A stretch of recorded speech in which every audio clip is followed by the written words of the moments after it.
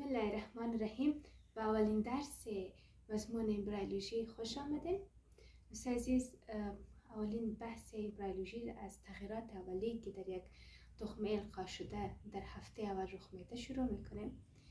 در اول یک تعریف داشته باشیم از امبریولوژی. خود امبریولوژی از دو کلمه گرفته شده است که امبریو معنای ریشم یا جنین و لوژیم علم. خود امبریولوژی اگر ما یک تعریف واضح‌تر داشته باشیم، علم مطالعه از روند تشکیل، نمو و موجود زنده از زمان القا تا زمان تولد می باشه. قبل از اینکه به دیگه موضوع بپردازیم، ما اول از آناتومی رحم شروع میکنم که بعد از او به این میپردازیم که تخمه چگونه القا میشه و موضوعات مختلف. این قسمت که شما میبینید قسمت وجیناست، این قسمت عمق رحم است و این قسمت رحم و این قسمت هم که هم فندوس رحم است. این قسمت فالوپیان تیوب، این قسمت هم امپولا، این قسمت هم فیمبریا و این قسمت هم تخمدان میباشه و این شکل یک ساختمان به این سمت هم میباشه. من بخاطر اینکه بیشتر وضاحت داشته باشه و پیچیده نباشه شکل، فقط به یک طرفی کشیدم.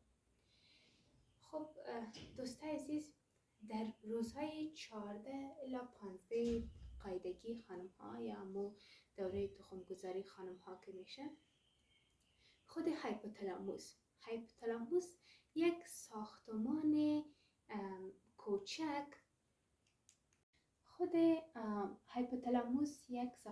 کوچک در قسمت بالای ساقه مغز و در قسمت قاعده مغز موقعیت داره که این وظایف مختلف داره، از جمله تعادل بدن نگهداری میکنه، حرارت بدن، گشنگی و تشنگی یعنی تعادل از او برابر میکنه. همچنان وقتی که استرس ایجاد میشه همگی مسئولش خود هایپوتالاموس گلند یا خود هایپوتالاموس میباشه. در روزهای 14 و 15 قاعدگی خانم ها خود هایپوتالاموس یک هورمون به نام گونادوتروپین ریلیزینگ هورمون افراز میکنه. وقتی که این هورمون افراز کرد، این هورمون چیکار میکنه؟ غده نخامی قدمی که در قسمت پایین هایپوتالاموس موقعیت داره او تنبیه میکنه. وقتی که او تنبیه شد چیکار میشه؟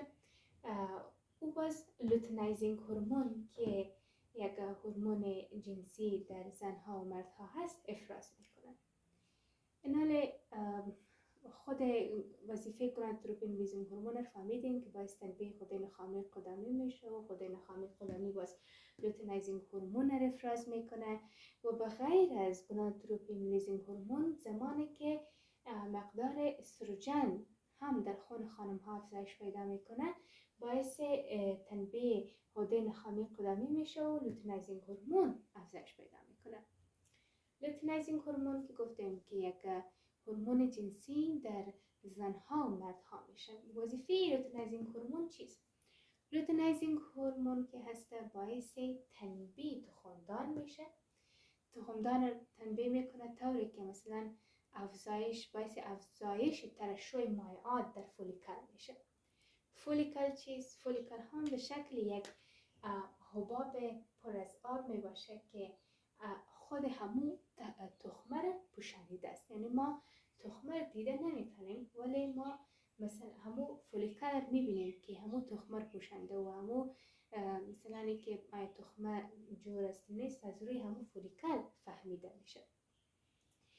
زمانی که لوتئنایزینگ هورمون باعث تنبیه فولیکل میشه که مقدار مایعات زیاد شه، باعث میشه که فشار به فولیکل افزایش پیدا کنه و این باعث میشه که در فولیکل اویه ها توسع پیدا کنن و باعث پارگی اویه ها شه و اویه هایی که در اطراف فولیکل است و باعث تغذیه تخم و اینا میشه. و همچنین یک انزیم به نام متالوپروتئینز افراز میشه که او باز چی وظیفه داره؟ که همون نسج منظمی که همین تخمه در داخل فولیکل محکم نگه داشته اونا از بین برن و باعث شد که همین تخمه از داخل همین فولیکل آزاد شد. و در این زمان اگر یک اسپرم از جنس مرد از طریق واژینال داخل رحم شوه و همین قسم مسیر طی کنه، میتونه که با تخمه جای شده و القا صورت بگیره. نه شما این تخمه رو ببینید. شما تصور کنید این همون تخمه است که از داخل فولیکل از تخمدان آزاد شده، داخل امپولا یا داخل فالپین تیوب قرار گرفته. داخل هسته از این 23 کروموزوم وجود داره. 23 کروموزوم وجود. این سپرم جنس مرد میبینید که به این شکل هست، از خود یک هسته داره و داخل هسته از او هم 23 کروموزوم وجود داره. وقتی که سپرم به تخمه میرسه، به یک آخذی بر بالای تخمه موقعیت داره به نام زیپیتری ریسپتور. با او وصل میشه. وقتی که با او وصل شد، همون سر سپرم وقتی که با آخذه وصل میشه، باعث میشه که همون موادی که به داخل خود همین قسمت اسپرم موقعیت داره، داخل همون سایتوپلازم است، همگی به داخل تخمه ترشح میشه. از جمله هسته زی. این هسته 23 کروموزومی است. بعد از او این هسته اسپرم که داره 23 کروموزوم می باشه با این هسته تخمه که شامل 23 کروموزوم می باشه یک جای میشه و زایگوت تشکیل میده که زایگوت حاوی 23 جمع 23 46 کروموزوم می باشه و زایگوت ما تشکیل میشه.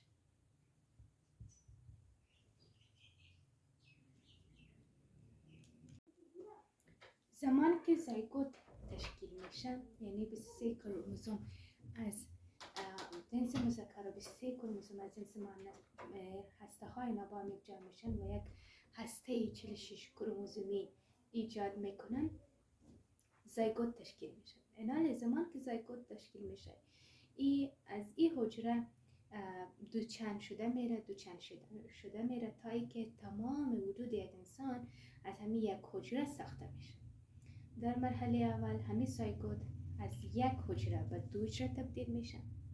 بعد از 2 حجره به 4 حجره و از 4 حجره به 8 حجره تبدیل میشه که تمام و همچنان از 8 حجره به 16 حجره تبدیل میشه.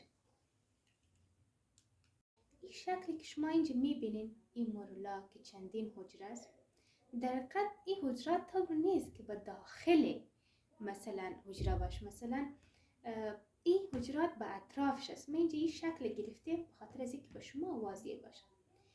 فکر کنین که همین پشت سر تا سر همین حلقه است، یا فکر کنین این توپ، فکر کنین همین 4 طرف همین توپه که مثلا همون پشت توپ است، همون کلا حجرات پوشانیده. یعنی حجرات همین حجره احاطه کرده، همین زایگوت همین روشن یا جنین احاطه کرده به اطرافش است و این داخلش خالیگاه است. درست است؟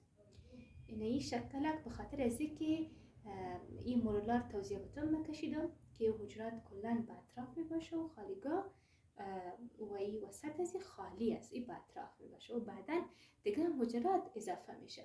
این حجرات رو به نام بلاستومیر میگن. همین حجراتی که اطراف زایگوت رو گرفته به نام بلاستومیر یاد میکنن. در مرحله بعدی همین مورولای ما طور میشه. همین حجرات خود گفتیم به 4 اطراف هستن که هستن. حجرات دیگه هم که تشکیل میشن، اینا هم به یک جای جمع میشن. اینطور نیست که 4 طرف رو بگیرن، اینطور نیست که همه بعد از همین مورولا حجرات که تشکیل میشن همگی به یک جای جمع میشن، همه به یک جای فشار و وارد میشه که همه به یک نقطه باشن و به اطرافی که هستن خو هستن و دیگرایی که تشکیل میشن همگی به یک جای میشن. و این قسمت همین حجراتی که به یک جای تجمع کردن و او قسمت رو به نام اینر سل ماس گفته میشه و این قسمت اطراف به نام اوتر سل ماس یاد میشه. همین حجرات اطراف به نام اوتر سل ماس و این حجرات که همه به یک طرف جمع شدن به نام اینر سل ماس یاد میشه و این خود این به نام بلاستوسیست یاد میکنن. این مورولا بود، این بلاستوسیست است. بلاستوسیست. در مرحله بعدی که هست همین اینر سلمس یا همون کتله داخلی حجرات و کتله خارجی حجرات، اینا هنوزم مخصوصتر و پیشرفته و انکشاف یافته تر میشن و هر کدام از این حجره یعنی با تکامل بیشتر پیدا میکنن. در اون صورت این اوتر سلمس گفته نمیشه، این حجرات دیگه به نام تروفوبلاست میگن و اینر سلمس به نام امبرایو بلاست میگن. باز امبرایو بلاست به وایلامینر دیسک تبدیل میشه که اونجا ما نوشته کردیم و تروفوبلاست به سایتوتروفوبلاست و سینسیشیوتروفوبلاست تبدیل میشه که باز موضوعات بعدی است که انشالله میخوانیم. یک مرور مختصر از اول تا آخر می داشته باشیم.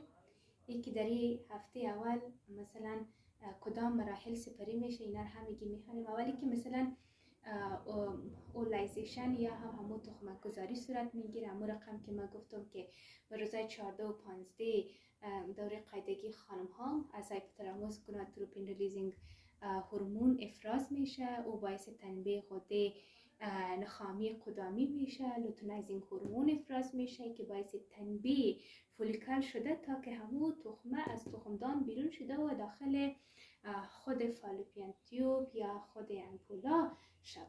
و همچنان اگر مقدار استروژن هم در خون خانم ها اضافه باشه، لوتئنایزینگ خود باعث تنبیه غده نخامی قدامی شده و لوتئنایزینگ هورمون افراز میشه و هم باعث از این میشه که خود تخمه از تخمدان بیرون شده و داخل امپولا و فالوپیان تیوب و اینا قرار بگیره. این مرحله اول یا همون تخمک گذاری. در مرحله دوم که هست فرتیلایزیشن صورت میگیره، القا صورت میگیره. خود اسپرم جنس مذکر با تخمه جنس مؤنث یک جای میشه و اینا یک خود همو هسته های 23 کروموزومی با هم یک جای شده و یک هسته 46 کروموزومی یا زایگوت تشکیل میدن. این فرتیلایزیشن مرحله دوم. بعد از زایگوت دو چند شده میره، دو تا هسته میشه، 4 هسته میشه، 8 هسته میشه و بالاخره به 16 حجره تبدیل میشه که تمام مرحله یک مرحله تشکیل میده. مرحله سوم یا کلیویج گفته میشه. در مرحله بعدی خود مورولا که است به بلاستوسیست تبدیل میشه، یعنی حجراتی که به اطراف سنخ هستن و دیگه حجرات همگی به یک قسمت تجمع پیدا میکنن که اونایی که به یک قسمت تجمع پیدا میکنن اینر سل ماس، اونایی که به اطراف هستن اوتر سل ماس گفته میشن. این مرحله چهارم. در مرحله پنجم این حجرات هنوز انکشاف یافته تر میشن که اینر سل ماس به امبرایو بلاست تبدیل میشه، حجرات اوتر سل ماس به تروفوبلاست تبدیل میشه که تروفوبلاست باز به دو مرحله سایتوتروفوبلاست و سینسیشیوتروفوبلاست تبدیل میشه و امبرایو بلاست به بایلامینر دیسک که اونجا ما تیر زدیم تبدیل میشه.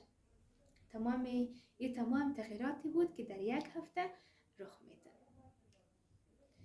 و این هم درس اول امبریولوژی بود.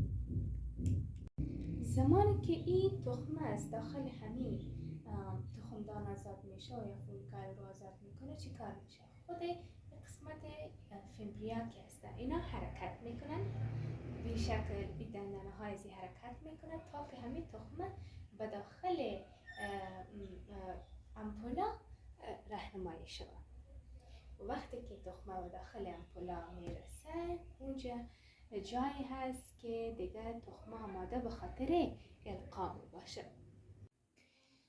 و همچنان این 16 حجره‌ای ما گفتیم که 2 به 4 به 8 بس و همین 8 حجره‌ای ما به 16 حجره تبدیل میشه. خود 16 حجره‌ای به نام مورولا میگن. یک وقتی که 16 حجره شد و بالاتر از او به نام مورولایت میشه. از زمان تشکیل زایگوت الا ای 16 حجره‌ای تمامی مرحله به نام کلیویجیه.